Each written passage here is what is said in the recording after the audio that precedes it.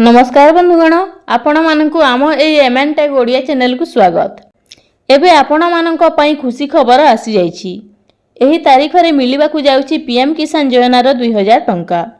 जदि आपण भी पीएम किसान रो हिताधिकारी अटंती आउ आपण मध्य चाहि बसिछंती केबे सुद्धा मिलिबो पीएम किसान योजनार 2000 टंका, तेबे जानि रखंतु एही तारीख रे आसीबा को जाउछि पीएम किसान योजनार 20तम किस्तीर 2000 टंका।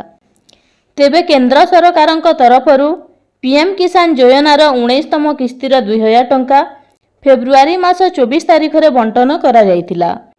तेबे प्रति 4 मास व्यवधान अर्थात एही जुलाई मास रे आसीबा को जाउछि पीएम किसान योजनार 20तम किस्तीर आ 2000 टंका।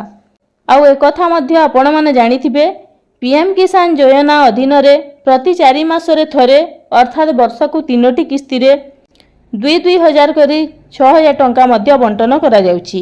एही मध्य रे आसुथिबा सूचना मुताबक एही जुलाई मास 28 तारीख रे आसीबा को जाउछि पीएम किसान योजना अधीनर 20तम किस्तीर आ 2,000 टंका।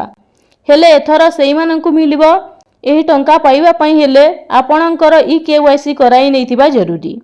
अर्थात जदि आपण पीएम किसान योजनार हिताधिकारी आ ए पर्यंत केवाईसी करि नाहंती तेबे आपणकर मध्य आसी न पारे एही 20तम किस्तीर 2000 टंका। तेबे एथिपई आपण माने चाहिले थरुटिए पीएम किसान योजनार केवाईसी होईछि कि नाही चेक कराई नियंतु। तो एटा थिला अपडेट जहाँ मु आपनकु जणाई देली। तो एही परी अनेक गुड़िए इनफॉर्मेटिव वीडियो देखिबा पई आम चैनल को सब्सक्राइब करंतु। धन्यवाद।